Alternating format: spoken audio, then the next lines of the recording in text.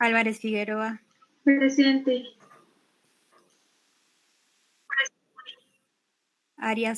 Apaza Arias. Apaza Vilcapasa. Presente.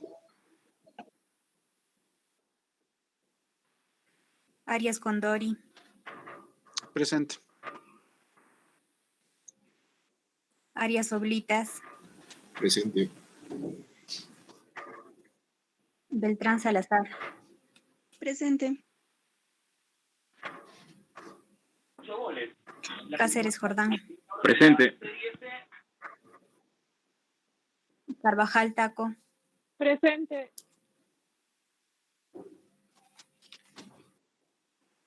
Carrión Quispe.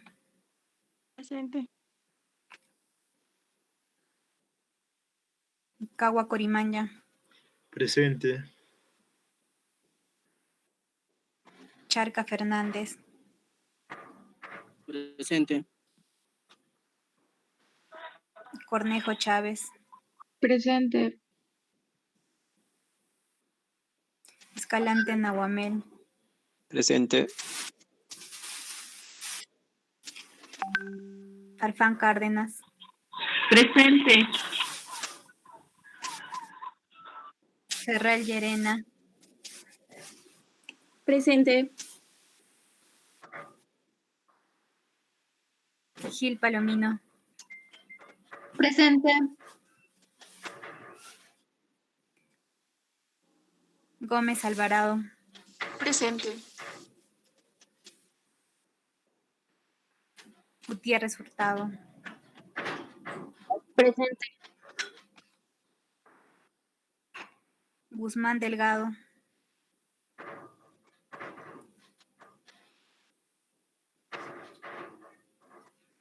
Huachaca Vargas. Presente. Guamán Zúñiga. Presente. Guamaní Ramos. Presente Guamaní. Guayotuma Quispehuanca. Presente, Adri. Jamanca Riveros. Presente.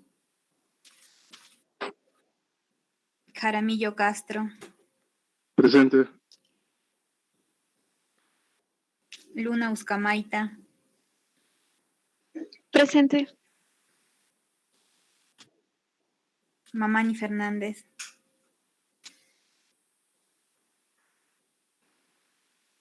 Macías Monroy. Presente. Mendieta Curio. Presente, Adri. Mendoza Núñez. Mendoza presente. Mesa Delgado. Mesa presente. Ya. Monterroso Díaz. Presente, Adri. Mormontoy Guzmán.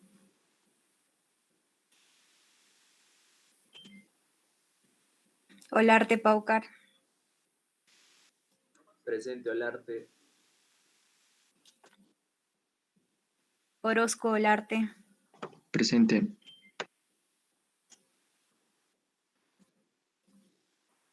Paliza Sequeiros. Peláez Oquendo. Presente Peláez. Peñalosa Cárdenas. Peñalosa presente. Pinelo Tomaiconza. Presente. Puma Álvarez. Presente. Quiroz Cutipa. Presente.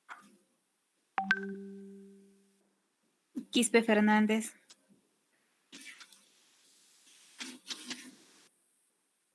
Quispe Palomino. Presente. Quispe Paso. Presente, Quispe Paso. Allá. Quispe Salas Fernández, Villena. presente. Presente, Salas. Ya. Salazar Rivera. Presente. Solís Yavilla. Presente, Solís. Tagle Delgado. Presente, Tagle. Ya. Tagle Delgado. Trujillo Mayorga. Ya. Y Tuco Moreno. Presente. Sí. Vargas León. Presente. Vázquez Corimanya. Presente. Sea Salas. Presente sea. Y Guamán Pelaiza. Presente, Juan Peláez. Guzmán Delgado, por favor. Mm, Mormonte Guzmán. Guzmán también, Delgado por favor. Jaron, ya. Alguien que Mormonte falte, Guzmán también. chicos. Mormonte Guzmán. Ya. Ya. Apasa Arias está. Mamani Fernández. Y Paliza Sequeiros. Ya, chicos.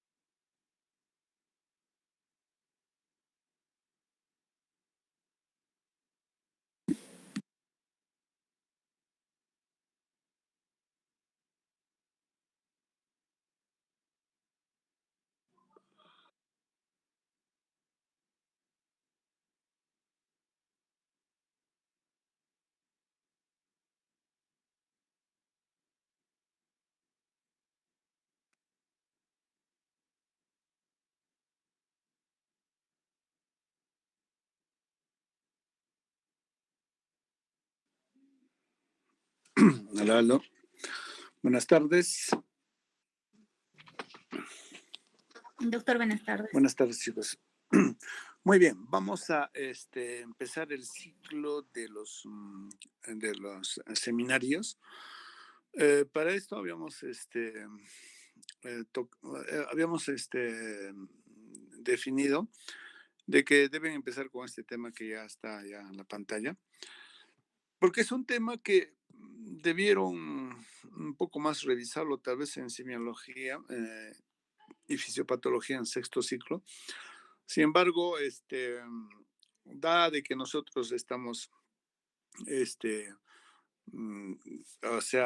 viendo más en la parte clínica lo que es diagnóstico y tratamiento, necesitamos tener esta herramienta de diagnóstico, lo cual es la imagenología, ¿no? Que tanto nos sirve para llegar a un diagnóstico, justamente descartar o confirmar una impresión diagnóstica. Esta imagenología desde una radiografía simple de abdomen, pasando por la ultrasonografía, en fin, un estudio, digamos, de tomografía, resonancia, y finalmente lo que es medicina nuclear, ¿no? Entonces, eso es un tema que necesariamente tenemos que revisar, por eso lo hacemos como seminario, que va a complementar para que nosotros podamos diagnosticar. Igualmente adelanto, el siguiente tema es nutrición renal, ¿no? Y el siguiente tema es uso de medicamentos en pacientes nefrópatas. Eso necesitamos ya, ¿por qué? Porque nuestro acto médico, nuestras decisiones como médicos que somos, justamente se traducen en en esta parte del acto médico, que es las indicaciones terapéuticas, ¿no? ¿No? O sea, el tratamiento. Entonces, en el tratamiento verán que tanto lo que es nutrición, como quiera que toda indicación se inicia con una indicación o con la prescripción de la nutrición del paciente, ¿no? Debemos conocer, ¿no? Debemos conocer. El punto número uno, siempre cuando uno prescribe o da las indicaciones médicas, se inicia siempre con la prescripción de la dieta. Y luego también en todo lo que es indicaciones, definitivamente tenemos que utilizar medicamentos.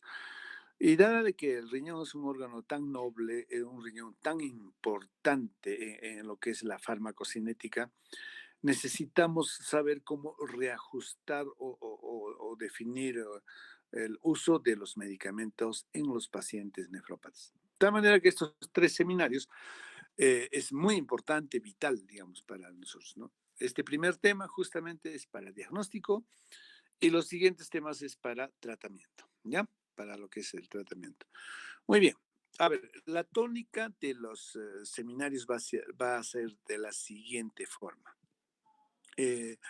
Existe un grupo que seguramente, bueno, por esta vez voy a pasar, que deberían haber ya enviado el resumen o el trabajo monográfico a mi correo. No sé si lo han hecho, pero en todo caso, por lo menos con 5 días de anticipación, de tal manera que yo pueda revisar de todo el trabajo que ustedes han realizado, ¿no? Porque prácticamente en este trabajo monográfico se evidencia pues todo lo que ustedes han tenido que recopilar información, sea del internet, libros de textos, en fin, ¿no? Y también deberían ustedes haber coordinado conmigo, ¿no? El grupo expositor para preguntar unas cosas ¿no? De cómo iban a hacer la secuencia del trabajo, ¿no? Pero lamentablemente nadie hasta el momento, nadie me ha llamado si está bien lo que están haciendo, si está bien lo que están trabajando o han trabajado, ¿ya? A ver, por esta vez voy a pasarlo esto por alto, pero la siguiente ya no. 5 días de anticipado deberían ya presentarlo el profesor y estar coordinando para ver del trabajo que se ha realizado. Y este trabajo, ¿no? Del trabajo monográfico se termina con una exposición resumida, ¿no? de lo que se ha elaborado, ¿no? La anterior vez ya les había mencionado qué partes tiene un trabajo monográfico. En todo caso, así rapidísimo, se supone que hay un título, el grupo que ha preparado, una introducción, generalidades y el cuerpo propiamente dicho del trabajo monográfico, ¿no? Y ahí viene lo que es el contenido, o sea, qué contenidos va a tener este trabajo monográfico, ¿no? Finalmente esto termina con conclusiones, recomendaciones y anexos, ¿no? Todo eso les había dicho que tiene que ir con una secuencia bibliográfica, ¿no? Que tiene que necesariamente tomarse en cuenta en estos trabajos. Este trabajo es calificado, como les digo, ¿no? Y bueno, buenamente poner todos los integrantes, los que han trabajado, ¿no? Y finalmente este trabajo termina haciendo una presentación en forma de exposición, ¿no? Y cada grupo, cada exposición, cada tema tiene 3 expositores, ¿no? 3 expositores, ¿no? Cada uno con 15 minutos. En 15 minutos ustedes deben acabar vuestra parte. Y si no han logrado exponer todo lo que se tenía que hacer, simple y llanamente porque no han trabajado en grupo, no han coordinado, ¿no? Entonces nosotros cortamos a los 15 minutos de cada expositor que dicho sea de paso, se les va a llamar al azar, ¿no? Al grupo, ¿ya? A uno de ustedes para que pueda exponer la primera, tercera parte, el primer alumno, la otra parte, la otra tercera parte, el segundo alumno. Y el tercer alumno, el grupo escoge, o en todo caso yo lo designo, ¿no? Entonces, eso, así termina este asunto. Y el otro tema es de que cada grupo debería tener un grupo panel. El grupo panel es un grupo en el cual igualmente se prepara en el tema, obviamente considerando también el resumen o el trabajo monográfico del grupo expositor, ¿no? Tiene que revisar y tal vez revisar otras cosas más para que finalmente se tenga que socializar el tema, un poco polemizar sobre este tema, hacer preguntas, repreguntas, aclaraciones o complementar algunos temas que no se ha tocado durante la exposición, ¿no? El grupo panel muchas veces conocen más que el grupo expositor, ¿no? Por esta vez vamos a ser todos el grupo panel, de tal manera que al final vamos a terminar discutiendo o aclarando algunos temas, preguntando, ¿no? Entonces, en eso más o menos consiste la exposición. En este caso hay un moderador también quien dirige la sesión, ¿no?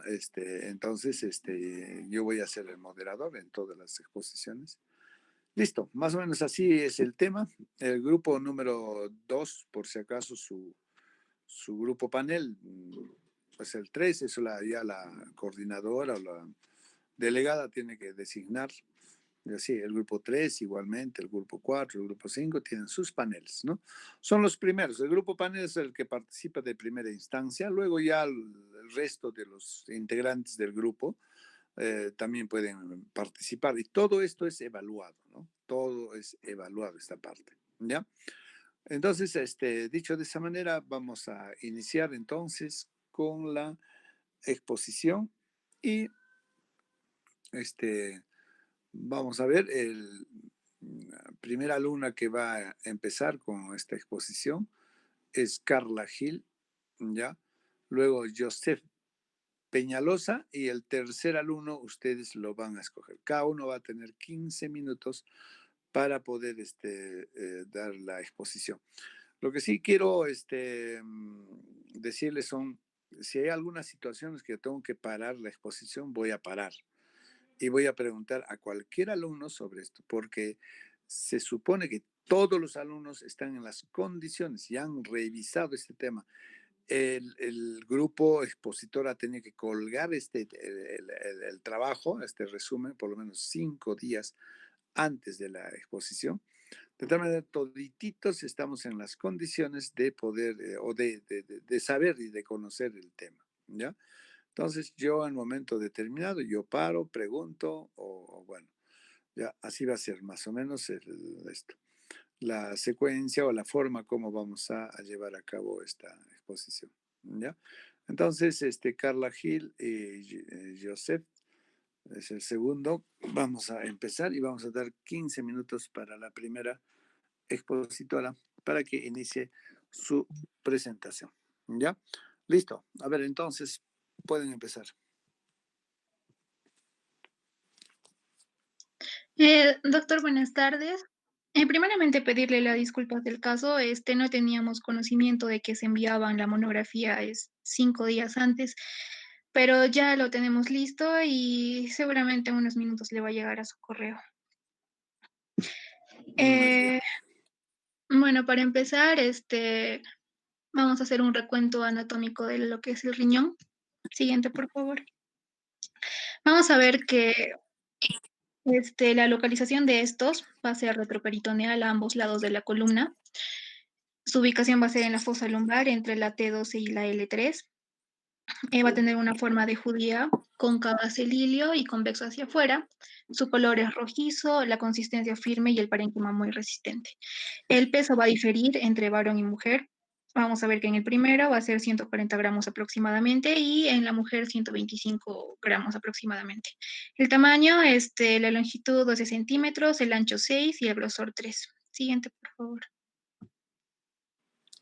Vamos a ver que va a tener su cápsula fibrosa, que va a ser una membrana blanquecina, que va a cubrir directamente el riñón y su espesor va a constar de 1 milímetro. Si hacemos un corte sagital a vamos a ver la corteza, médula y la pelvis renal. La primera va a tener una tonalidad parda oscura, de un aspecto granuloso, va a penetrar hasta la médula y entre las pirámides medulares. De esta manera va a formar las estructuras denominadas columnas de Berlín, de Bertin. Luego vamos a tener la médula. Siguiente, por favor. La médula va a contener de 6 a 12 regiones estriadas en forma de pirámide.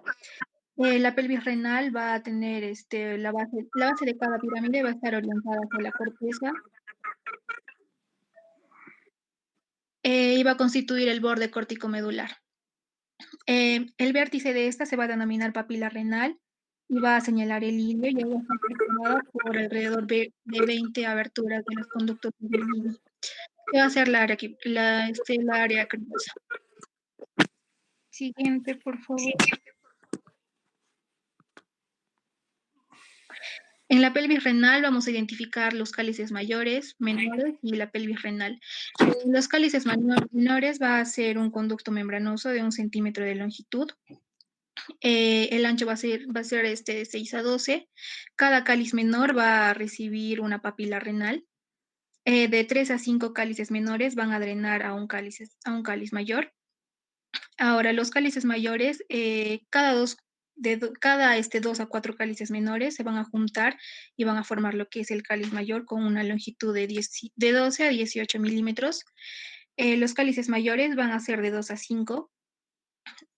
La pelvis renal va a estar formada por la confluencia de estos cálices mayores y va a terminar formando el estrecho superior o el cuello de la pelvis donde va a nacer el uréter. Siguiente. Vamos a ver que el uréter va a ser la continuación de la pelvis renal desde la L3. Va a ser un tubo de 25 a 30 centímetros de longitud. Esta va a constar de 3 capas.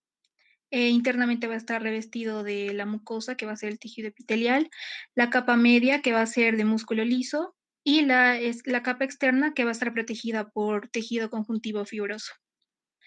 El calibre va a ser de 3 a 5 milímetros. Existen 3 puntos de estrechamiento. En el origen se va a dar el cuello del uréter, luego al cruzar los vasos ilíacos y para finalizar atravesando la pared vesical. Estos van a tener una importancia. La anatomía de la vejiga. Esta va a ser una víscera hueca que va a actuar como el reservorio de la orina y va a estar situada en la pelvis menor, en el espacio infraperitoneal. En los varones se va a interponer la vesícula seminal y la vejiga va a estar superior a la próstata. En la mujer se va a interponer entre el cuello uterino y la vagina, y la vejiga va a ser anterior e inferior con respecto al cuerpo del útero. La capacidad de esta va a ser de 200 a 300 centímetros cúbicos y puede aumentar de 2 a 3 litros en caso de retención aguda de orina.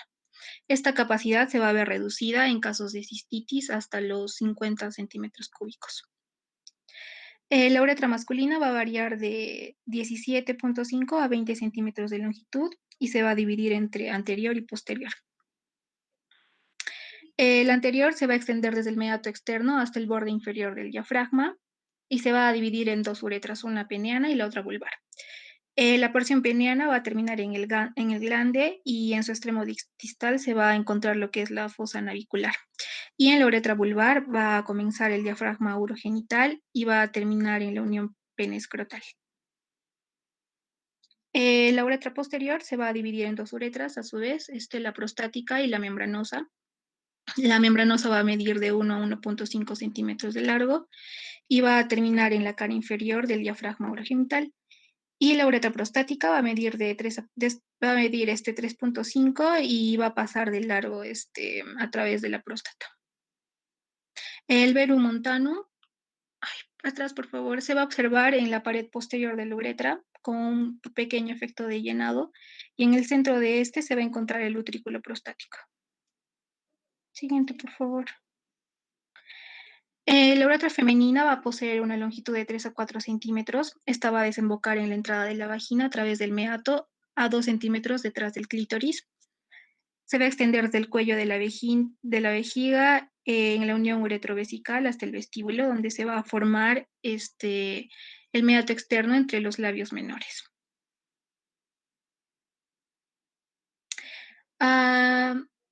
En el embarazo, el riñón se va a adaptar y también su capacidad urinaria.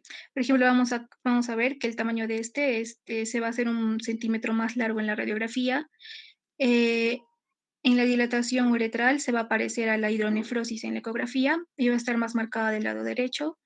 En la función renal, la tasa de filtración glomerular y el flujo del plasma va a aumentar en un 50%.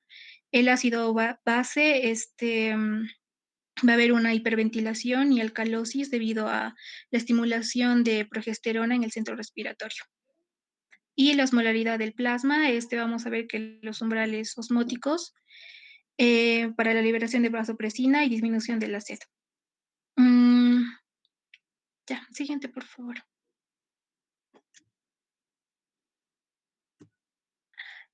Vamos a ver también cambios hemodinámicos, como va a ser el aumento del gasto cardíaco, la caída de la resistencia vascular y la presión arterial, y también en la expansión del volumen sanguíneo. Y en la función renal, vamos a ver que va a haber un aumento de la tasa de filtración glomerular, alcalosis respiratoria crónica, hiponatremia por reajuste de osmotato y el aumento de metabolismo del ADH.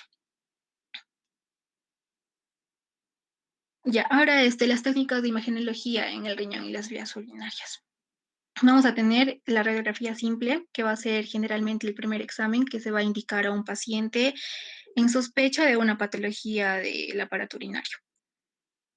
Esta radiografía nos va a permitir demostrar el número, la posición, el tamaño y la forma de las siluetas renales. Va a determinar si hay calcificaciones proyectadas sobre las siluetas o fuera de las mismas. También va a identificar visceromegalias, masas o cuerpos extraños. Del mismo modo, vamos a ver los músculos psoas y va a determinar la presencia y la posición de los catéteres en la vía urinaria, así como los implantes endovasculares y peritoneales. Siguiente, por favor.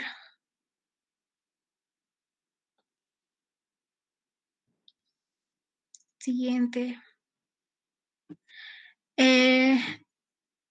Aquí podemos ver que cómo es la radiografía simple. Vamos a ver que el tamaño aproximadamente del riñón va a ser de 12 por 7 por 4 centímetros. Como ya les dije, va a estar aproximadamente entre la T11 y la L2. También podemos ver la grasa preperitoneal, la musculatura abdominal, el músculo psoas, el obturador interno. Ahí les señala las flechas. También la distancia del polo inferior con el punto medio de la columna vertebral y la distancia del polo superior con el punto medio también de la columna vertebral. Siguiente, por favor. Vamos a ver que la litiasis renal, vamos a tener 2 tipos. Una puede estar dada por el oxalato de calcio, que va a ser una sal producida por la combinación de calcio y un ácido orgánico.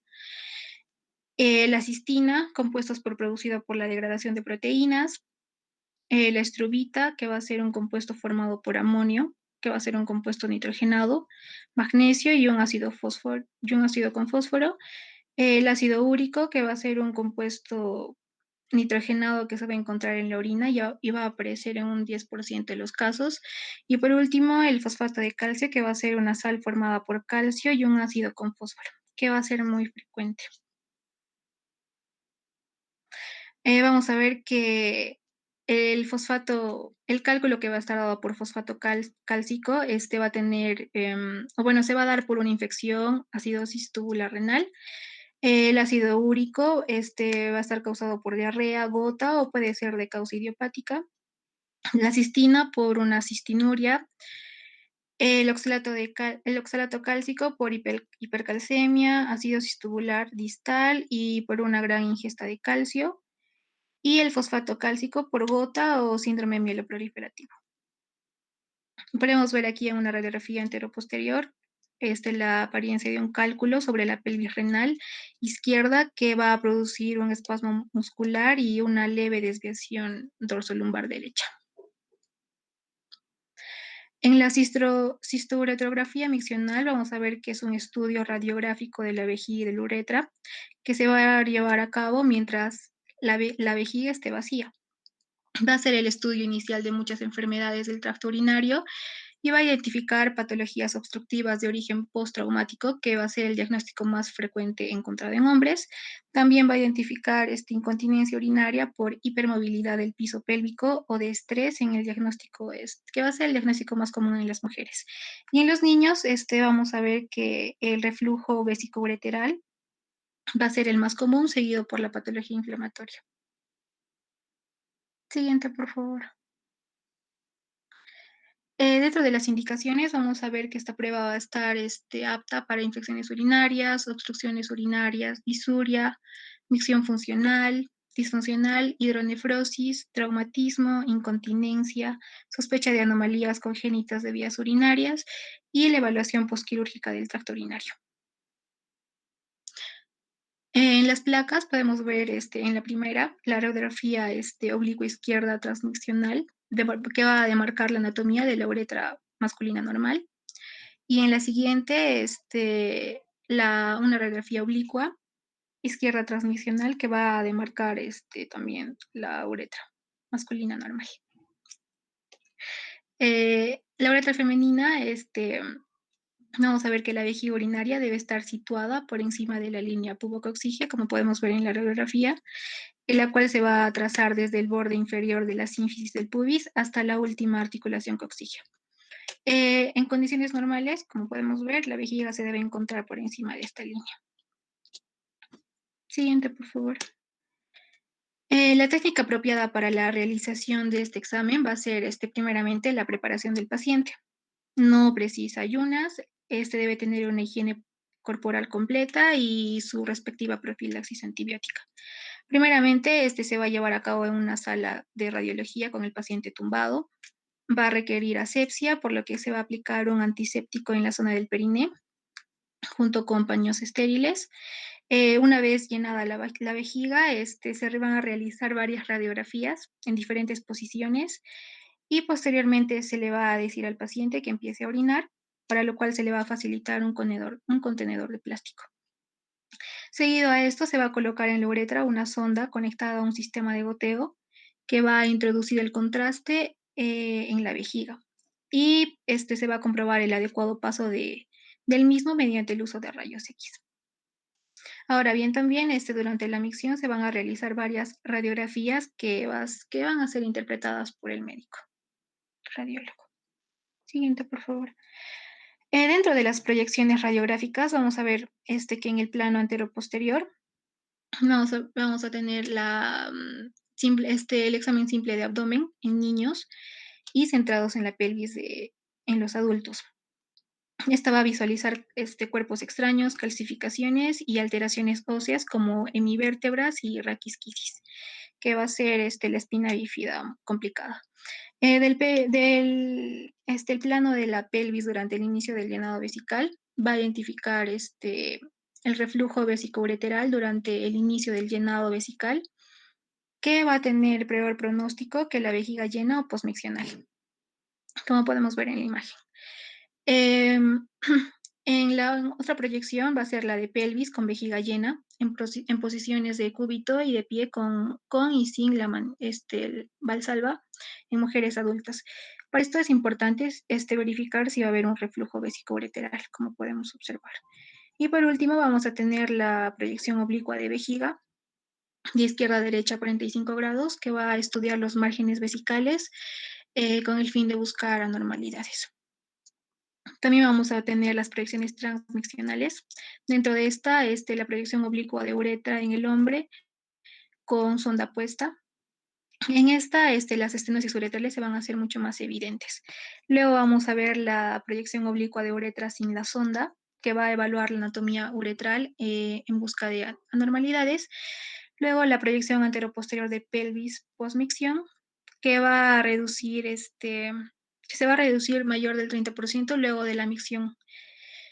Si esto sucede, se va a considerar anormal. Se debe de revisar los riñones mediante la fluoroscopía para descartar el reflujo vesicoureteral. Y por último, la proyección lateral durante la micción, que se debe de realizar en las mujeres en sospecha de incontinencia urinaria para obtener los ángulos uretrales. De esta manera va a valorar el defenso de la orina. Vamos a ver también la estenosis uretral, que en una uretrografía retrógrada normal, va a ser, ese es el examen, ¿no? Va a ser la disminución del calibre uretral en cualquiera de sus porciones, lo que va a causar una disminución y una dificultad de la obstrucción del paso de la orina. Generalmente va a estar dada por una cicatrización de la uretra ocasionada por proliferación.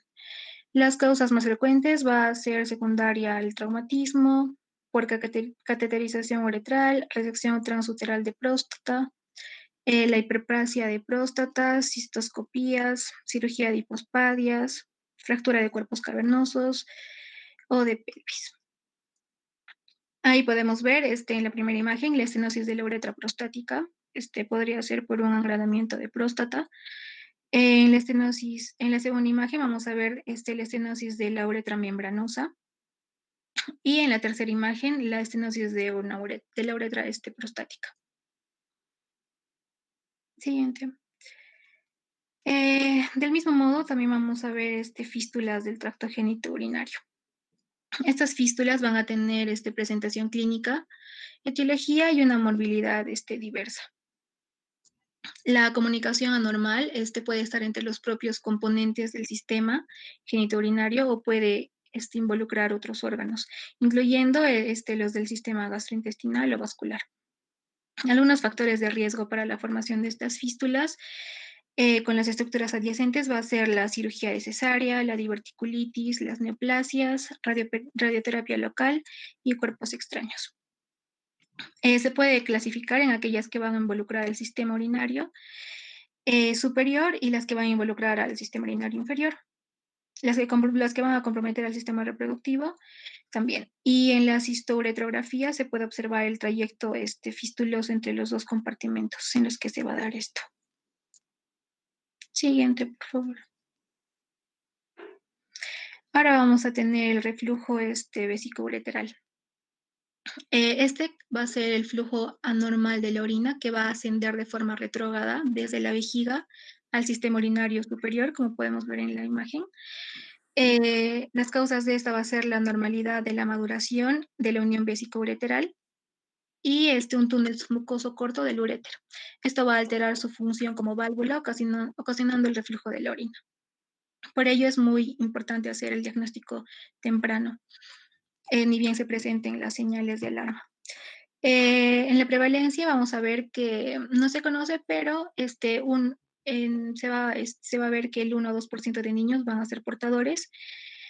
La frecuencia va a ser en pacientes con antecedente de infección urinaria febril. La incidencia de esta va a ser un 30%.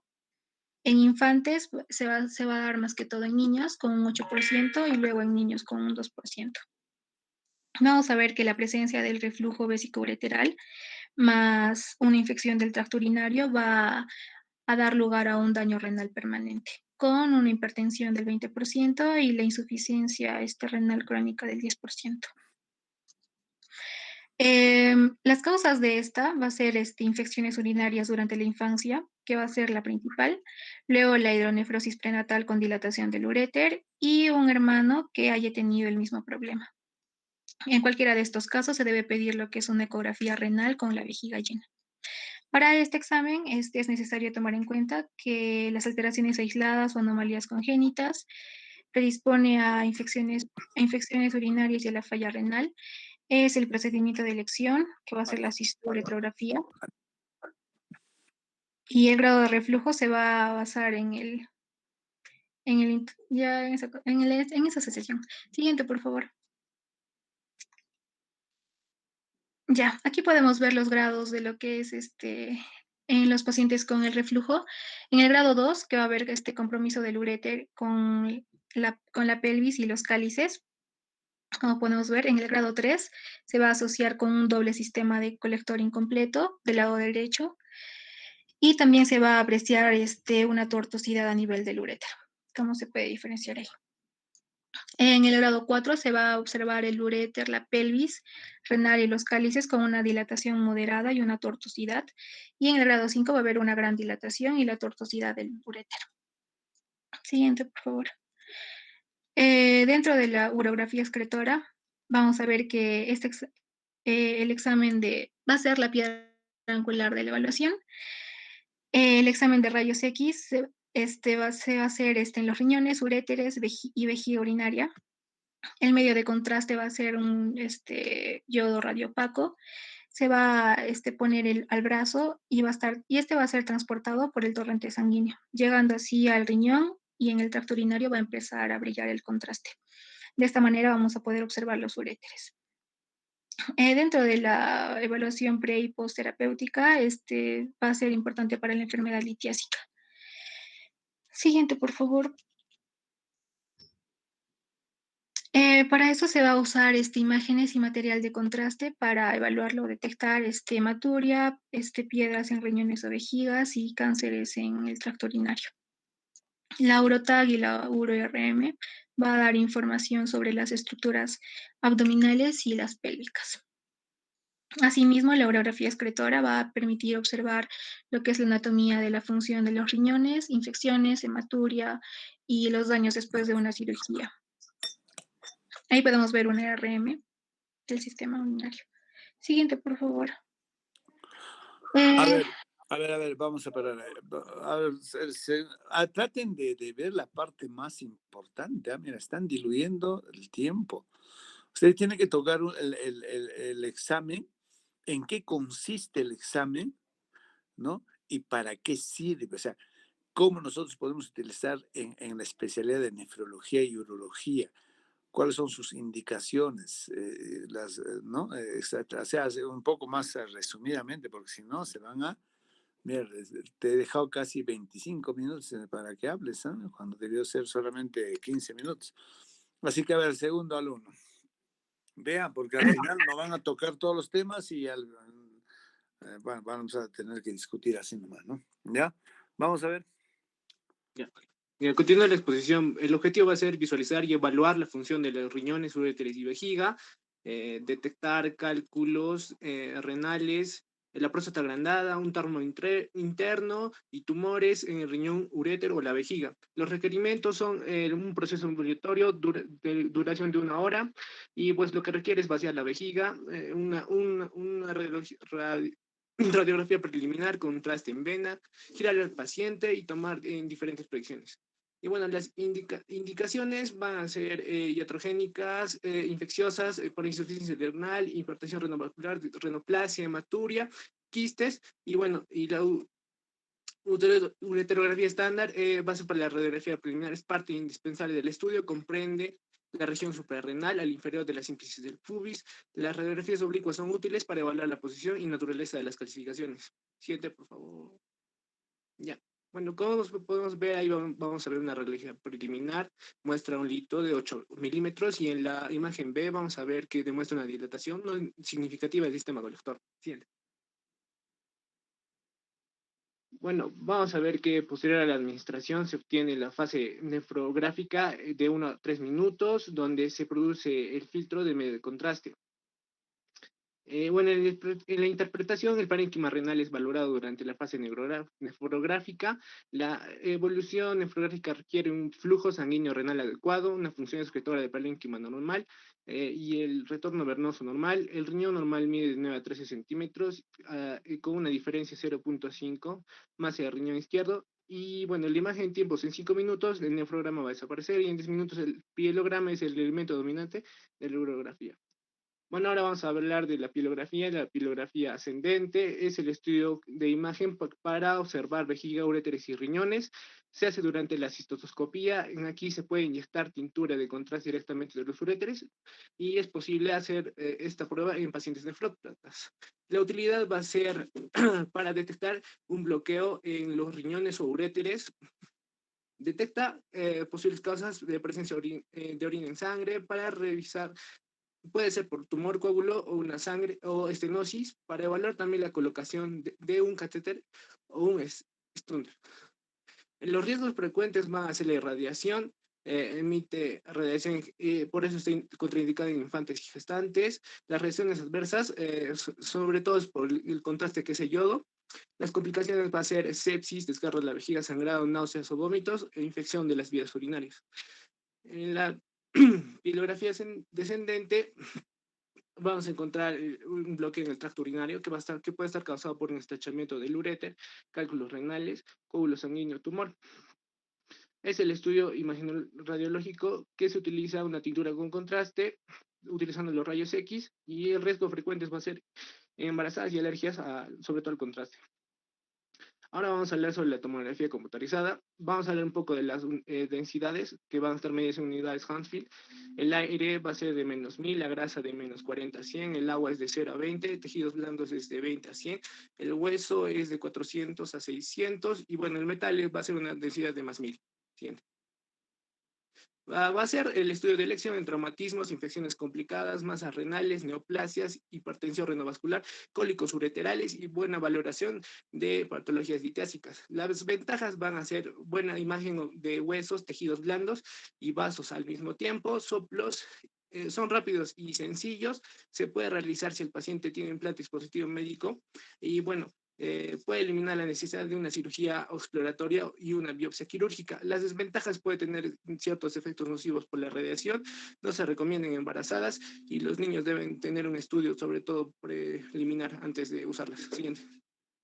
Bueno, vamos a ver los tipos. Va a ser una tomografía convencional, la tomografía helicoidal, la uro-TC y la angiotomografía. Siguiente. Bueno, para la preparación va a ser igual que en el abdomen, vamos a ver qué tiene que ayunar el paciente. La preparación correcta, los requisitos para poder hacerle es una preparación correcta, retira todo objeto metálico en la región que se va a explorar. Siguiente. Siguiente. Bueno, en fases de la tomografía vamos a ver que hay una fase corticomedular que va a identificar calcificaciones de tejido graso. En la fase sin contraste son de 30 a 45 segundos después de ingresado y permitirá diferenciar la corteza, la médula renal y bueno, la vascularización. En la fase nefrogénica se da entre 90 a 100 segundos después de la administración de contraste. Va a ser sobre todo para ver el parénquima y la fase excretora va a ser de 5 a 15 minutos. Identifica antelaciones anatómicas o la afección tumoral del sistema colector. Siguiente.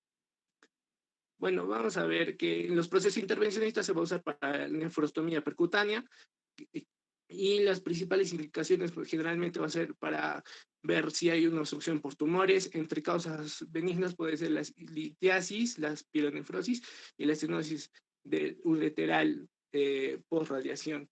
Siguiente. Bueno, aquí vamos a ver las estructuras vasculares. Vamos a ver en T1 un abdomen normal, que se observa el tejido adiposo, subcutáneo y transabdominal. Y bueno, en la segunda imagen vamos a ver una precisión de las relaciones anatómicas de la silueta renal con el hígado en la derecha y la silueta renal izquierda con el vaso. Siguiente. Ya bueno, en la fase inicial tras la administración de gadolinio, vamos a ver que la imagen potencial en T1 demuestra la captación normal en la aorta que capta el contraste antes de la vena cava inferior. Los riñones se muestran en una fase corticomedular normal y bueno, el páncreas se muestra una captación máxima durante esta fase. En la fase posterior tras la administración de gadolinio, sobre todo en T1 seguimos, la grasa se demuestra una captación intensa y de las venas suprahepáticas y en el plano sagital se muestra el vacío de señal característico de las estructuras vasculares, visualizando con nitidez el trayecto de la vena cava inferior por delante de la columna vertebral. La imagen coronal permite definir la vena cava inferior permeable en todo trayecto y adyacente a ella la arteria de la aorta y el trayecto inicial de las arterias renales. Ahí vamos a ver que estamos señalando las estructuras vasculares hiperintensas, que son la vena porta, la vena cava inferior, la aorta y las siluetas renales. Siguiente. Bueno, sus usos va a ser para la T1 va a ser sobre todo para una buena diferenciación corticomedular, vamos a poder diferenciar la grasa del seno renal y el espacio perirenal con alta intensidad. Vamos a poder ver calcificaciones masas. Estas van a mostrar un vacío o baja intensidad. En la T2 también hay una pobre diferenciación corticomedular, ligera diferenciación si es altamente potenciada, y la grasa va a ser intensa y los fluidos y orina también van a ser intensos. Siguiente. Bueno, también se va a usar para los tumores malignos, como sería el carcinoma de células renales, que sobre todo se origina en los túbulos proximales de la corteza. Es el tumor maligno más frecuente, es el responsable de la mayoría de las neoplasias renales. La forma de presentación incluye hematuria abdominal y una masa palpable. En la resonancia magnética con gadolínio es útil en la evaluación de la extensión tumoral y a tejidos adyacentes. En la enfermedad inflamatoria renal, el espectro de la infección, vamos a ver el espectro de la infección renal y el tratamiento urinario. Para pielonefritis aguda no complicada, la nefritis bacterial focal y el absceso renal o perirrenal. En la nefritis bacteriana y glomerulonefritis aguda, el riñón se encuentra generalmente aumentado de tamaño con una pérdida de diferenciación corticomedular. En las nefropatías crónicas, los riñones habitualmente presentan un tamaño pequeño con una pérdida o borramiento de la diferenciación corticomedular, abundante grasa y una baja intensidad de la señal parénquima renal restante. La señalización de estudios de imagen en los casos de infección aguda tractinaria está indicada en aquellos con ausencia de signos clínicos o analíticos de infección, y en casos de una ausencia de respuesta correcta al tratamiento. El papel de la resonancia magnética en estos casos se limita a aquellas situaciones en las que tomografía no concluye o hay una contraindicación con contrastes yodados. Ahora vamos a hablar sobre la hidronefrosis, que es la dilatación de la pelvis y los cálices renales, y mayormente está causada por una uropatría obstructiva.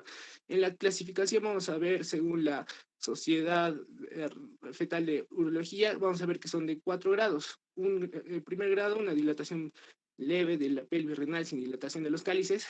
El grado 2, una dilatación moderada con leve dilatación de los cálices, y grado 3, una dilatación importante de la pelvis y los cálices renales, pero el parénquima renal está conservado. En 4, el parénquima ya no está conservado, como se puede ver aquí en la figura. Vamos a ver los grados. Y bueno, acá, sobre todo en la imagen de la derecha, vamos a ver que este es un ejemplo de una dilatación de una nefrosis de grado 4. En cuanto a los traumatismos renales, va a ser, la presentación clínica es hematuria microscópica o macroscópica con dolor costado o abdominal. Las causas de estas van a ser una contusión o hematoma, laceración, hemorragia, avulsión del pedículo renal que conduce a una desvascularización del riñón, fístula arteriovenosa, trombosis, y bueno, acá podemos ver un ejemplo de una contusión renal y mínimo hematoma subcapsular. Este también se va a clasificar. En el grado 1 hay un hematoma o contusión subcapsular sin laceración, y en la tomografía, bueno, vamos a ver que es el riñón derecho. En el grado 2, la laceración es menor a 1 centímetro, pero no afecta al sistema colector. Va a haber hematoma perirenal confinado dentro de la fascia perirenal. Es aquí en el riñón izquierdo. En el grado 3 va a ser la laceración mayor a 1 centímetro, pero no va a afectar al sistema colector. La lesión vascular o el sangrado activo está confinado también en la fascia perirenal. Siguiente. Ya en el grado 4 vamos a ver una laceración que involucra el sistema colector. Y bueno, y va a haber también una laceración de la pelvis renal y una rotura uteropélvica completa. La lesión vascular, arterial o de la vena, infartos sin hemorragia asociados. El sangrado activo se extiende hasta más allá de la fascia perirenal, como podemos ver en la figura, que afecta al riñón derecho. Y el grado 5 va a ser un riñón destrozado con ebullición del hilio renal o laceración de la arteria o vena principal. Y va a haber una desvascularización de un riñón debido a la lesión iliar y un riñón con sangrado activo sobre todo. Grado 5. Siguiente. La imagen podemos ver que afecta al riñón izquierdo. Siguiente. Bueno, en la exploración renal vamos a ver que son las imágenes que se usan con frecuencia, sobre todo para emergencias y diferenciación de ciertas características que no se pueden ver. Y vamos a empezar con la ecografía. Bueno, acá vamos a ver un riñón con el parénquima que es hipoecoico y el seno renal que es hiperecoico. Y en el lado derecho vamos a ver un riñón con hidronefrosis, que vamos a ver que los cálices están dilatados. Siguiente. Siguiente. Y bueno, y en una pielonefritis vamos a ver que muestra una masa hipodensa con ecos internos, que están señalando las flechas que se ven ahí. Siguiente. En una tomografía vamos a poder ver masas y también cálculos, como es el caso de esta imagen, un cálculo ureteral, que es un abdomen con contraste intravenoso que muestra un cálculo, que es la flecha, en el uréter proximal izquierdo, con ligero realce tardío de intronefrosis. En el cálculo, en la nefrolitiasis, la imagen del abdomen, se ve una TC sin contraste con un cálculo, como se puede ver ahí, que realza mucho. Y bueno, en la resonancia magnética, sobre todo, puede compartir ciertas características con lo que es la TC, pero acá podemos diferenciar lo que son las masas. Como podemos ver en el riñón derecho, hay una masa heterodensa y bueno, que no se podría diferenciar muy bien con una tomografía. Siguiente. Acá ya también tenemos también otra masa heterodensa, pero acá vamos a verlo en T2. Siguiente. Bueno, en la radiografía abdominal, bueno, no es un estudio de elección, sobre todo vamos a ver patología renal de manera accidental. Y bueno, acá podemos ver una calcificación renal y una nefrolitiasis en el riñón izquierdo. Siguiente. Entre las enfermedades renovasculares. Siguiente. Vamos a empezar hablando sobre la estenosis de la arteria renal. Para esta se usan sobre todo dos imágenes, que es una angiotomografía y una tomografía axial computarizada, en las cuales las flechas amarillas señalan el grado de obstrucción o de disminución del calibre de la arteria. Siguiente. Acá en una fístula arteriovenosa renal, vamos a ver que en la primera es una angiotomografía que muestra una arteria nutricia aberrante y que se comunica con un lago venoso. Y en la derecha vamos a ver que es una angiografía por resonancia magnética que comprueba esa conexión de la arteria con ese lago venoso. Siguiente. Bueno, ahora vamos a hablar sobre el aneurisma de la arteria renal. Va a ser de 4 tipos, que es un aneurisma sacular que va a ser a un lado del vaso, uno fusiforme que es en todo el vaso, y uno C que es por la ruptura y entrada de sangre hacia la capa interna, y la D que va a ser un aneurisma dentro del riñón. Bueno, acá vamos a ver, las flechas señalan que hay un aneurisma sacular. El aneurisma sacular sobre todo va a ser el que más frecuente se va a encontrar. Siguiente. Bueno, entre el infarto renal vamos a ver que hay 3 imágenes en las cuales una pielotomografía nos muestra el riñón de aspecto normal. En el escáner abdominal contrastado muestra recién una hipoperfusión en cuña. Entonces eso nos quiere decir que la tomografía con contraste nos sirve para identificar algún infarto renal. Y bueno, en una reconstrucción digitalizada vamos a ver que las arterias son irregulares. Esto es una característica de una displasia. Acá vemos otra vez otra imagen en la cual vamos a ver una hipoperfusión renal. ¿Por qué? Porque él no agarra el contraste, es decir que por esa zona no está circulando la sangre. Siguiente. Bueno, el trasplante renal, sobre todo la tomografía nos va a ayudar para ver lo que es la vasculatura renal, es decir, las diferenciaciones arteriales, o sea, las arterias que pueden, las variantes anatómicas. Bueno, se va a usar sobre todo en la proyección coronal oblicua, en la cual en la primera imagen vemos una arteria renal derecha única, y en la izquierda ya también vamos a ver una bifurcación en su zona de inicio. Siguiente. Ahora vamos a hablar sobre los medios de contraste, que son sustancias que introducidas al organismo en cualquier vía permiten mejorar la visibilidad y opacificar fluidos o estructuras anatómicas como ayuda en todo tipo de imágenes médicas introducidas por rayos X, tomografía, resonancias magnéticas y ultrasonido. El contraste ideal es aquel que logra la concentración mayor tisular con menor cantidad de efectos adversos. Siguiente.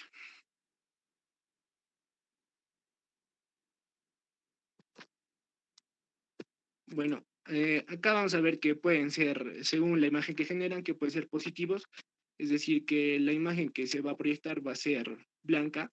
En estos tenemos al bario, yodo y gadolinio. Los neutros, que son igual a la densidad del agua o de tejidos blandos, van a ser agua, metilcelulosa, polietilenglicol, manitol. Y los negativos, que van a crear una imagen más oscura, va a ser el aire y el dióxido de carbono. Siguiente.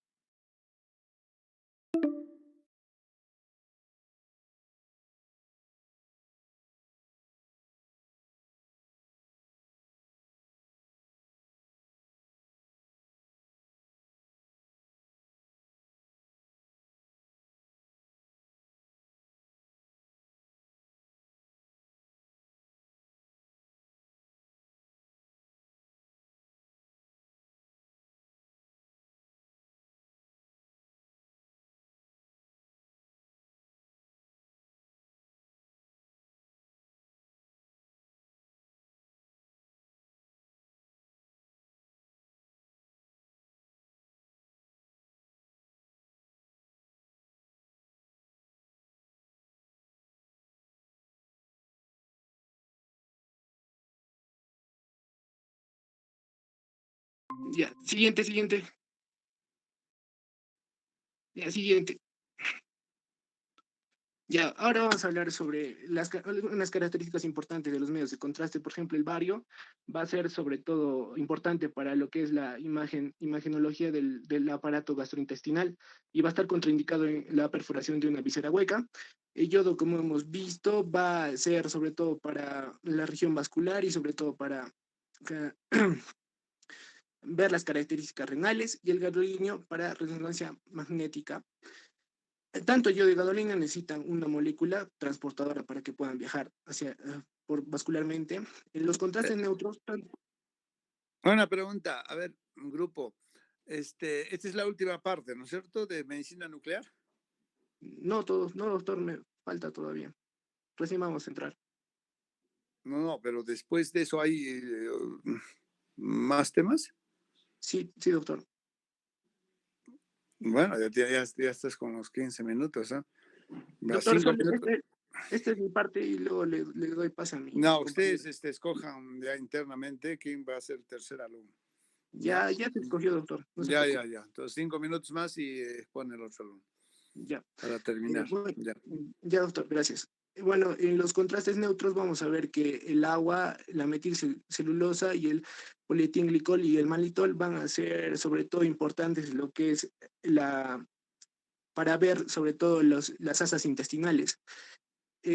La única diferencia del agua con estas dos últimas es que estas dos no van a ser absorbidas por el intestino.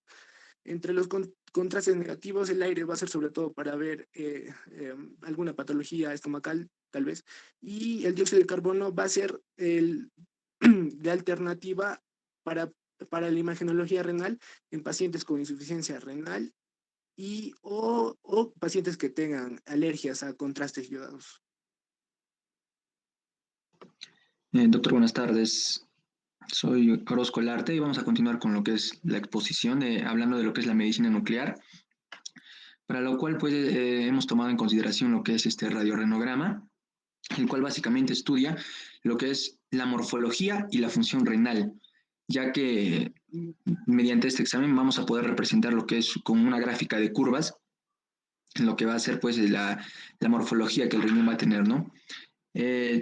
Para esto se requiere de lo que es la administración de un radiofármaco y también vamos a ver más adelante que también puede administrarse un diurético o IECAS, ¿no? Entre los radiofármacos más importantes tenemos a lo que es el ácido dietil-entriaminopentacético, mercaptoacetiltriglicina y el ácido dimercatosuccínico. Vamos a ver el primero. Tiene la peculiaridad de que no va a sufrir ninguna reabsorción ni secreción tubular, y la cual va a estar indicado pues en casos de pacientes con hidronefrosis, en trasplantes renales. Bueno, en lo que es hablando del mercaptoacetiltriglicina, vamos a ver que va a tener una elevada concentración plasmática y una menor distribución en el espacio extravascular. Y que es el dimercaptosuccínico, este también va a estar indicado pues en lo que son lesiones como tumores, quistes, también en nefrotoxicidad de drogas. Y bueno, el procedimiento para realizar este examen, ¿no? Es que el paciente es llevado a una gamacámara, donde previamente ya se le habrá canalizado lo que es una vía venosa, ¿no? Y una hidratación correcta, ¿no? Y la administración de este radiofármaco se realizará mediante una inyección intravenosa en émbolo. Siguiente, por favor. Bueno, va a constar pues esta prueba de 3 fases, ¿no? Esta primera fase en la cual podemos observar, si miramos la imagen, es la parte ascendente, ¿no? Se le denomina también lo que es la fase vascular. La segunda fase o fase intrarrenal, el ascenso va a verse limitado, ¿no? Y se prolonga hasta los 3 a 5 minutos. Y podemos decir en otras palabras que va a ser la pendiente, ¿no? De esta curva de acá. Y la tercera fase, o la fase de eliminación, en la cual va a tener una pendiente descendente, ¿no? La cual traduce lo que es la permeabilidad de las vías excretoras. Siguiente, por favor. En lo que es el renograma diurético, como su nombre lo indica, se va pues a adicionar lo que es la administración de un diurético como la furosemida en los casos más frecuentes o más frecuentemente. El procedimiento que se sigue es el mismo, ¿no? Con la previa administración de lo que es el radiofármaco, y a los 10 a 15 minutos, una vez que se alcanza lo que es una máxima distensión de la pelvis renal y del uréter, ahí es cuando se coloca pues lo que es la furosemida, ¿no? ¿Y qué va a pasar acá en este caso? Como vemos en la imagen, la curva, la parte descendente va a ser más pronunciada, ¿no? Siguiente, por favor. Bueno, podemos observar aquí lo que es una dilatación, o cómo podemos observar este examen ante una obstrucción y ante una que no tiene ningún tipo de obstrucción, ¿no? Entonces, antes de la administración del diurético, la curva va a ascender. Y cuando nosotros administramos ya lo que es la furosemida, hay un descenso brusco en lo que es la curva, ¿no? Lo que se interpreta como que no hay ningún tipo de obstrucción. Sin embargo, en un caso de obstrucción, la curva va a continuar siendo ascendente una vez que ya se haya administrado lo que es la furosemida o el diurético, ¿no?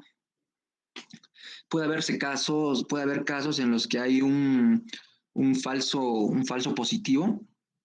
Y después el más importante, considero yo, es la administración de la furosemida antes del momento de máxima distensión del sistema pilocalicial, es decir, antes de los 10 a 15 minutos, ¿no? Y también cuando existe un compromiso severo de lo que es la función renal, que va a ser inferior al 20%. Entonces ahí la respuesta de la furosemida va a ser difícil de evaluar. Siguiente. El renograma pre-post y ECA, ¿no? Su indicación va a ser para el diagnóstico de lo que es la hipertensión vasculorrenal. En acá, pues, esto se debe a que la renina, se le impide a la renina que realice su acción estenosante, ¿no? Sobre la arteriola eferente. Y eso nos va a traer como resultado, pues, una causa de que la presión aferente sea baja, ¿no? Entonces, desciende la presión eficaz del filtrado glomerular. Esto se va a traducir como el aplanamiento de una curva en el renograma, ¿no? En el riñón afecto, como podemos ver en esta imagen, la línea discontinua, se observa un aplanamiento de la curva, ¿no? A diferencia de lo que es la línea continua. Siguiente, por favor. Bueno, hablando de lo que es la cistogamografía, tenemos que destacar acá hay 2 modalidades, ¿no? Una que es la directa y una que es la indirecta. La primera, es decir, la directa, se introduce, ¿no? Una vía, una sonda directamente a la vejiga, ¿no? Mientras que la indirecta, pues, se administra una vía endovenosa, ¿no? Este método es básicamente más usado para lo que es la población pediátrica y en lo que es el seguimiento de aquellos pacientes con reflujo vesicoureteral, ¿no? Así como observar la evolución del tratamiento. Siguiente, por favor. Siguiente. La cistogamografía directa se utiliza preferentemente lo que es la DTPA, que es este radiofármaco, ¿no? Se rellena también lo que es la vejiga posteriormente a esto con a temperatura corporal con un volumen de 10 centímetros cúbicos por kilogramo, ¿no? En lo que es la cistogamografía indirecta, hay que esperar el llenado vesical de forma fisiológica, es lo más interesante, hasta que el paciente experimente la necesidad de orinar.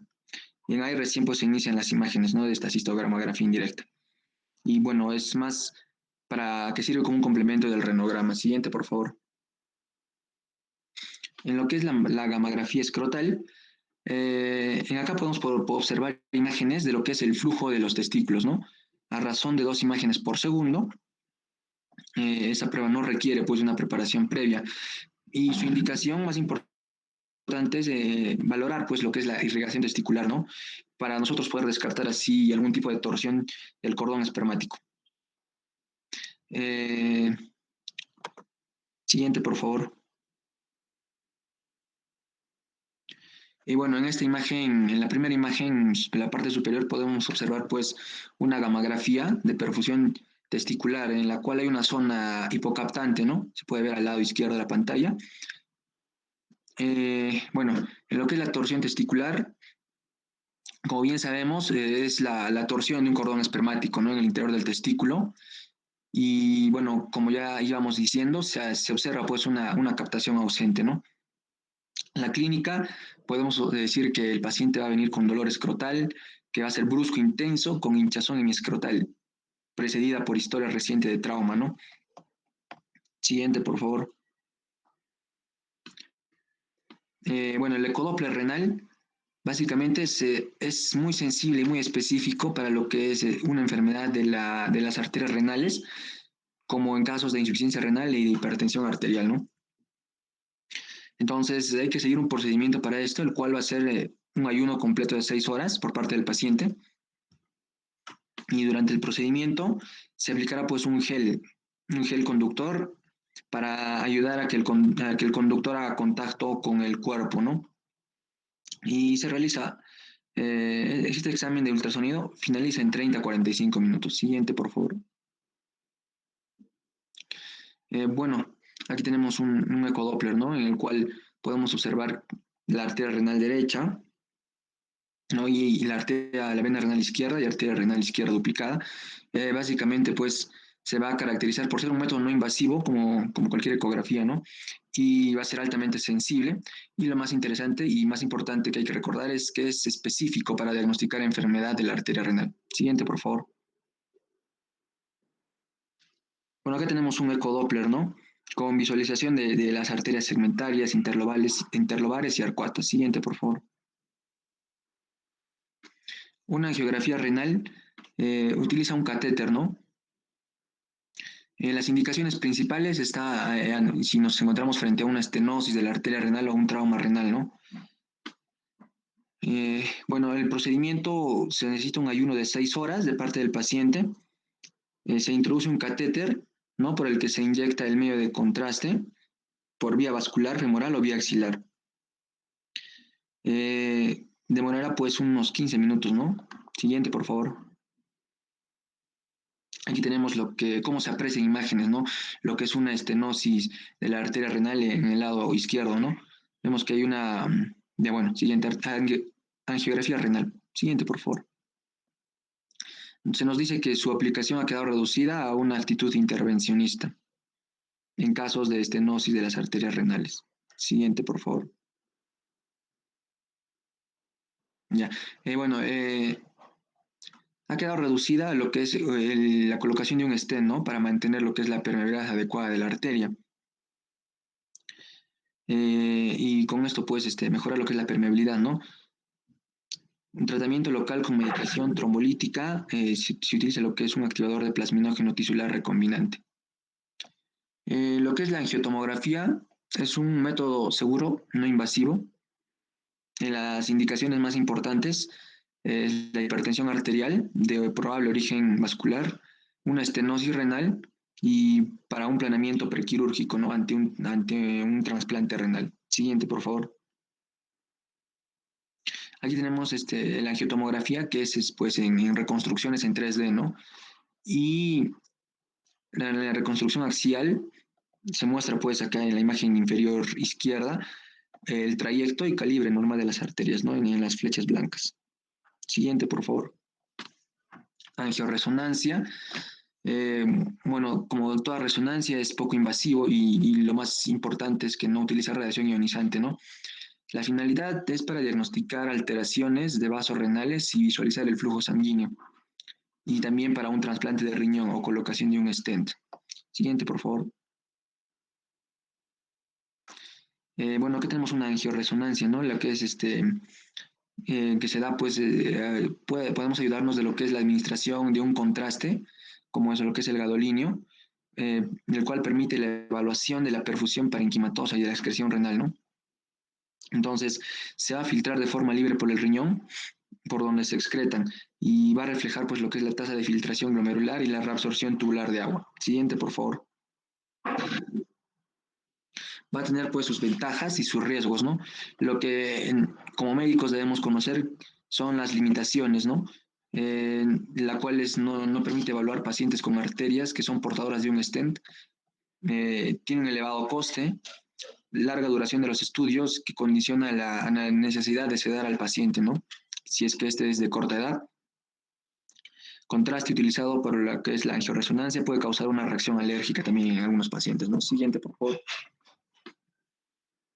Las indicaciones en pacientes en los que está contraindicado el empleo de radiaciones ionizantes o medios de contraste iodados, ¿no? Básicamente va a ser útil para esto. Siguiente, por favor. Muchas gracias. Eso sería todo, doctor. Ok, muy bien. Entonces vamos a pasar a la segunda parte de este tema, que es la ronda de participación de los alumnos, ¿ya? En este caso, como no hay grupo panel, voluntariamente puede participar algún alumno del grupo, ¿no? El grupo expositor tiene que contestar o en todo caso hacer algún comentario en relación a la participación del alumno. Y usualmente de preferencia lo hacen los que no expusieron, ¿ya? Los que no han expuesto. Ok, entonces vamos a pasar a la ronda de intervenciones de los alumnos. La ronda de intervenciones consiste en preguntar, pero algo que realmente va a ser beneficioso, no solamente es cuestión de preguntar y acá los agarro, ¿no? El otro es complementar algún tema que ha quedado flojo, no se ha tocado porque es importante o bueno, en fin, ¿no? O en todo caso aclarar algún tema con bibliografía actualizada, ¿no? Ok, listo. Entonces vamos a ver, ya se abre la participación y solamente tienen que decir: yo me llamo tal alumno y voy a participar sobre este tema. Ya, vamos a ver.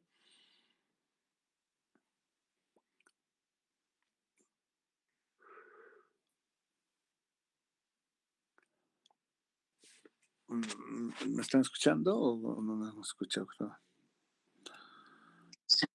Sí, doctor, sí. A ver.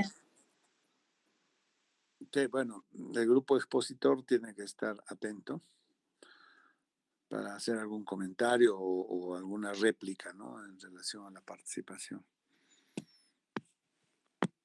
Ya, entonces no hay alumnos. Doctor, disculpe, yo tengo una pregunta. A ver, vamos. Vamos. ¿Cuáles son las limitaciones de la realización de un ecodoppler, doctor?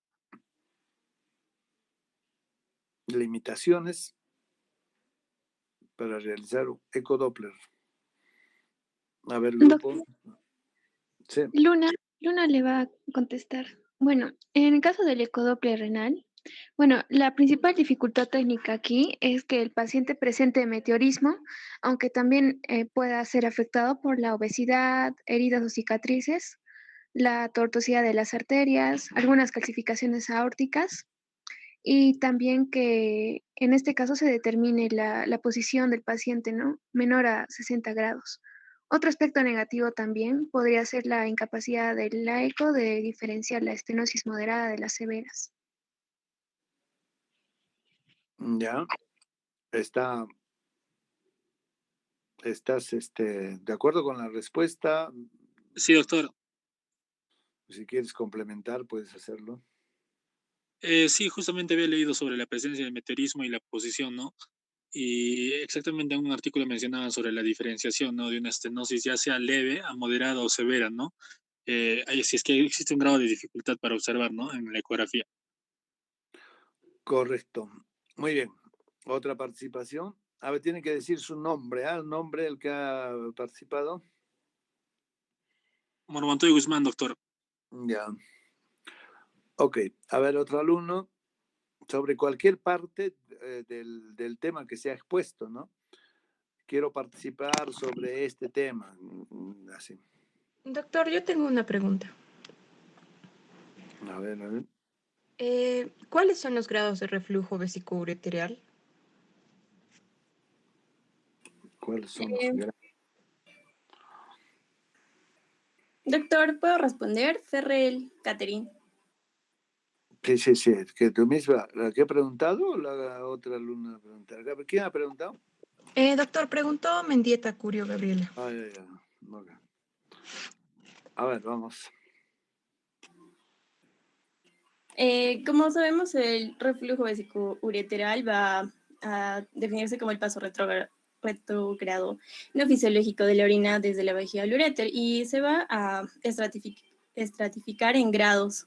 El grado 1 va a comprender el reflujo, que eso le va a alcanzar el uréter, pero no le va a dilatar. El grado 2 va a comprender el reflujo hasta el uréter, la pelvis y los cálices renales, pero tampoco los va a dilatar. En el grado 3 tenemos que el reflujo va a producir una ligera dilatación del uréter, la pelvis y los cálices renales, pero va a preservar el fornix. Y en el grado 4 tenemos que va a haber una moderada dilatación urétero-pielo-calicial y también va a haber un grado de tortuosidad, pero se va a poder mantener la visualización de las impresiones papilares. Y el último grado es el 5, donde va a haber una gran dilatación urétero-pielo-calicial con tortuosidad grave y con pérdida de la morfología de los cálices normales. Y también va a alcanzar a las impresiones papilares. Bueno, supongo esto lo han expuesto, ¿no? ¿Lo han expuesto, no? ¿O no? Sí, doctor, lo hemos mencionado brevemente. Bueno. Ok, entonces son 5 grados. Sí, doctor. Ok, a ver, otra participación. Yo, doctor, quería hacer una pregunta. Macías Monroy, Geraldi. Ya. Quería saber cuál es el procedimiento que más se va a asociar a una nefrotoxicidad por medio de contraste. Ya, yo, doctor Tuco Moreno, le voy a responder. Ya, primero, antes de eso, tenemos que saber que la nefrotoxicidad va a ser un deterioro abrupto de la función renal, el cual va a ser secundaria a lo que es una administración de un medio de contraste. Según lo que he estado revisando, esto se va a deber, se clasifica como un aumento de la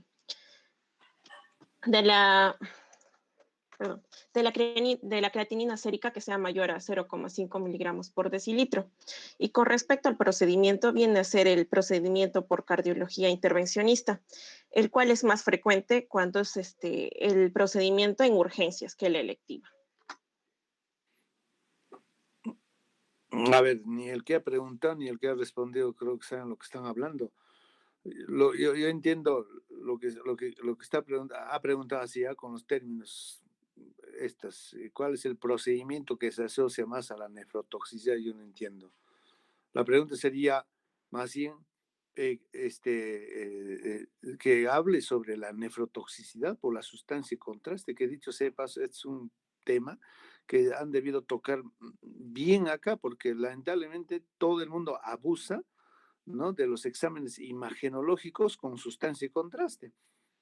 Y la nefrotoxicidad está a la vanguardia del tiempo. Entonces, lamentablemente, muchas veces ni siquiera con una buena indicación están malogrando el riñón y pacientes llegan hasta diálisis por este tema. Entonces, la pregunta es, ¿quién puede haber del grupo ampliar un poco más sobre lo que es nefrotoxicidad por sustancia y contraste? ¿Qué tipos de sustancia de contraste se utilizan? La alumna que ha respondido de cardiología, yo no entiendo a qué cosa se refiere, ¿no? Si se refiere a la resonancia, a la medicina nuclear, desde el punto de vista cardiológico, ¿no? Sustancias de contraste, sobre todo utilizados por las tomografías, ¿no? Por las tomografías. A ver quién del grupo puede hacer, o alguien de los alumnos podría hablar sobre esto.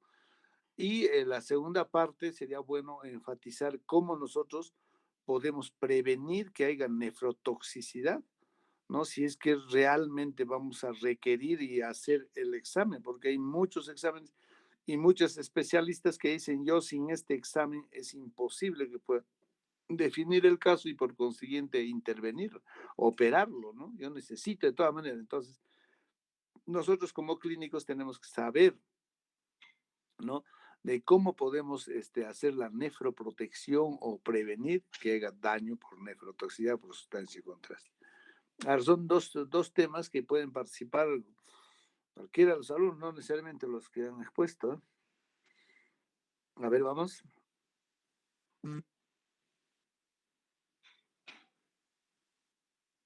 Ya, doctor Tuco Moreno. No.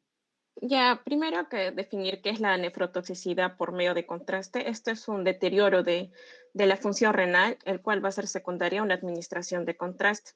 Esto va a causar un aumento de lo que es la creatinina sérica, que es mayor a 0,5 miligramos por decilitro.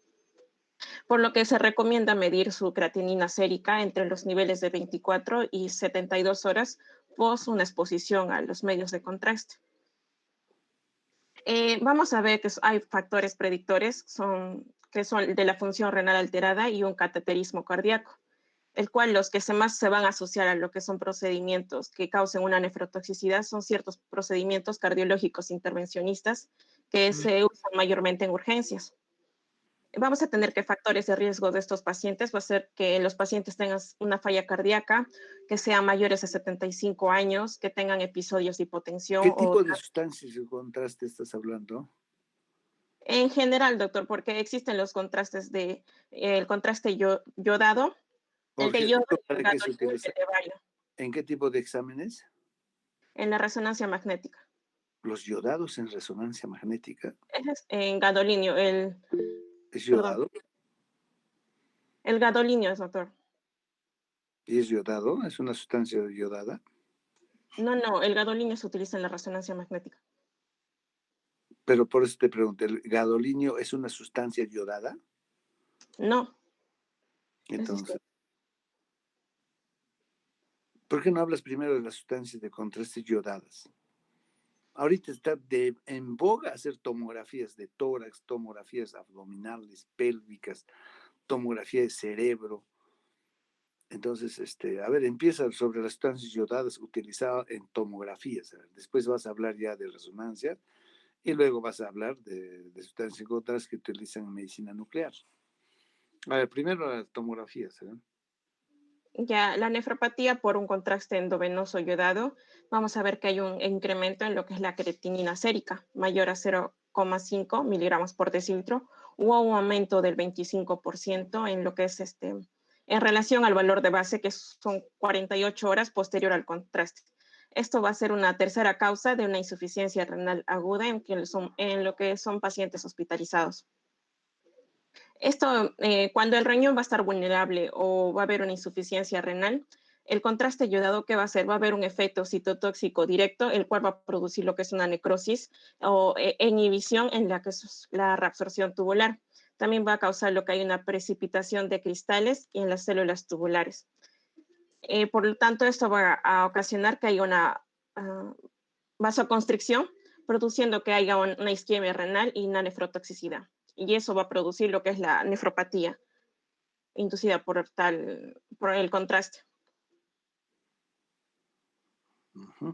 ¿Y qué tipos de contrastes se utiliza en las tomografías? ¿Solamente los yodados? Entonces, si hay yodados, habrá no yodados también, ¿no? ¿O no? ¿Cómo son las sustancias de contraste no yodados?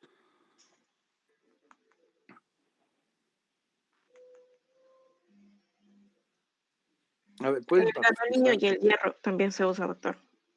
¿Cómo? El gadolinio y el hierro. ¿El gadolinio para tomografías? No se utiliza el gadolinio para tomografías. Estás confundiendo. Es para procedimientos cardiológicos. A ver, vamos, a ver, ¿alguien más quiere participar? A ver, ¿cuál es el mecanismo de, bueno, algo ha dicho ya, ¿cómo es que la sustancia de contraste daña el riñón? ¿Cuál es el mecanismo fisiopatológico o etiopatogénico del daño renal? A ver, ¿alguien quiere participar sobre esto? Este tema es muy importante porque es el día a día, ¿no? Ahora, cuando uno realiza un procedimiento radiográfico con tomografía, hay que considerar muchos aspectos, ¿no? Antes de hacer y después de realizarle, ¿no? A ver, vamos un poco, tienen que esto saber porque, les repito, ahora la tomografía está en boga y para todo se pide tomografía, ¿no? Con sustancia de contraste. A ver, el mecanismo etiopatogénico, alguien del grupo, porque yo me imagino el resto del grupo ni siquiera sabe qué tema se iba a exponer hoy día, ¿no? Acá tienen que venir sabiendo, conociendo sobre el tema, ¿eh? ¿Leyeron los del grupo, que no sean del grupo expositor? A ver, delegada, ¿tú sabes algo de esto? Doctor, no, creo que no lo hemos revisado, disculpe. Entonces ese es el problema, pues es que a un seminario, en realidad esta es una fiesta académica, pero tienen que todos venir a participar. Es como una fiesta presencial. Si voy a ir yo a sentarme y a estar con mi cara de palo, mejor no voy a esta fiesta. O sea, ¿qué estoy queriendo decir? Si ustedes no vienen revisando sobre el tema, es preferible no participar, ¿no? Y sencillamente me retiro. Yo cuando hacía seminarios presenciales, decía que se pare el alumno, doctor, yo no he venido preparado, me retiro, y se les aumentaba 3 puntos al examen, primer examen, ¿no? Por ser sinceros. Entonces acá nadie se ha preparado, ¿no? Acá debería armarse una polémica, inclusive deberían decir, a ver, ¿qué consideraciones se debe tener en cuenta para hacer un examen, ¿no? Radiológico de esta categoría, ¿no? ¿Cómo evitar la nefrotoxicidad?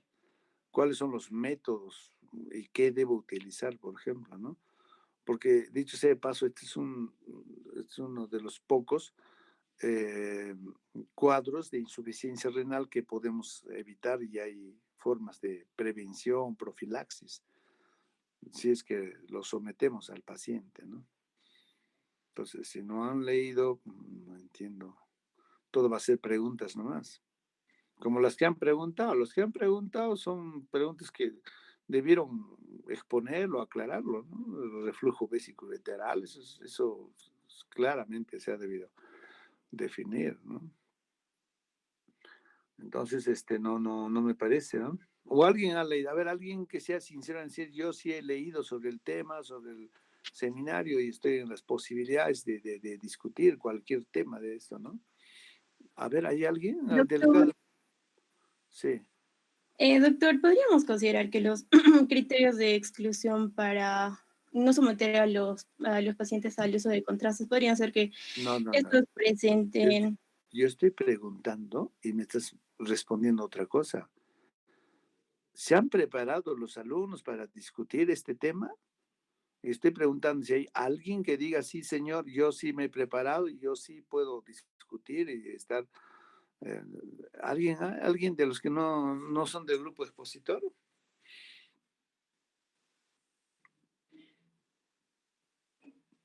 Bueno, vamos a suspender esto ya. El día miércoles, yo les voy a pasar por alto esta vez varias cosas. El día miércoles solamente vamos a dedicarnos a discutir.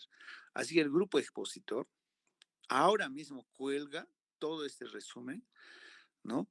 Para que hasta el día miércoles todos tengan idea de lo que vamos a hablar. Hay tantas cosas que tenemos que hablar sobre esto, ¿ya?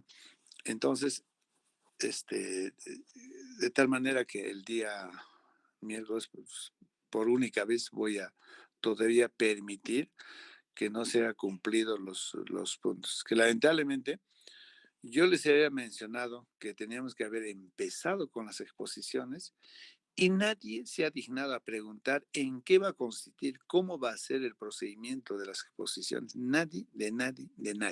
Nadie me ha llamado siquiera para esto. Entonces, por ser la primera y única vez, vamos a pasar en alto, porque todo el mundo tiene que estar en las posibilidades de discutir cualquier tema del seminario. Segundo punto, hay muchas veces que los alumnos dicen, doctor, pero si no lo han colgado, yo qué sé. No, señor, usted tiene que haber revisado no solamente lo que el grupo va a colgar, ¿no? Sino también tiene que ampliar sobre los diferentes temas. Repito, este tema es muy importante para el diagnóstico. Nosotros tenemos exámenes auxiliares que nos va a permitir definir, ¿no? O descartar una posibilidad diagnóstica.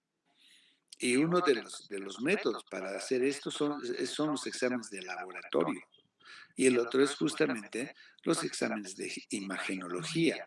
¿Qué tanto me puede servir para mí, ¿no? Solicitar un estudio o este examen, ¿no? Para poder, ¿no? Definir mi impresión diagnóstica o para poder descartar. Pero sin embargo también tiene sus bemoles, no es tan bonito pedir por pedir, ¿no? Por muchas razones, hasta por el costo, ¿no? Imagínense, yo pedir una tomografía para, no sé, pues, se me ocurre, ¿no? Para ver si hay un quiste, puede ser, ¿no? Puedo definirlo mejor, un quiste renal tal vez, pero muchas veces tengo que primero recurrir al examen más práctico, de menos costo y que esté al alcance de la mano y sea muy rápido, como es la ultrasonografía, por ejemplo, para un quiste, para una piedra, para una litiasis, por ejemplo. Entonces, cada uno de estos exámenes tiene sus indicaciones, ¿no? Para poder, bueno, valga la redundancia, para indicar, ¿no? Y nos ayude a poder. Entonces, vamos a dejar esto. Yo sé que Juan Diego quiere participar, pero no me gusta que unos cuantos estén entonados y el resto sencillamente estén escuchando. No. Esto es una fiesta académica. Y en la fiesta académica deberían estar peleándose por participar y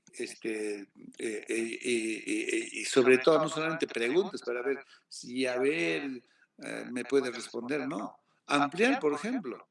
Decir, señor, yo he leído sobre este tema, tengo un artículo en este momento sobre aquel tema en el cual complementa, o lo que ha dicho ya el grupo expositor ya no es así tanto, doctor. Esto ya se ha aclarado, ya lo último es esto. Eso es lo que más me interesa a mí, ¿no? ¿Ok? Entonces el día miércoles vamos a darnos un pequeño tiempo para poder complementar este tema y continuamos con las clases, ¿ya? Bueno, hasta el día miércoles espero que el grupo expositor pueda socializar el tema y todo el mundo a repasar sobre todo el contenido de este seminario. Muy bien, hasta el día miércoles, ¿eh? Ok. Está bien, doctor. Muchas gracias.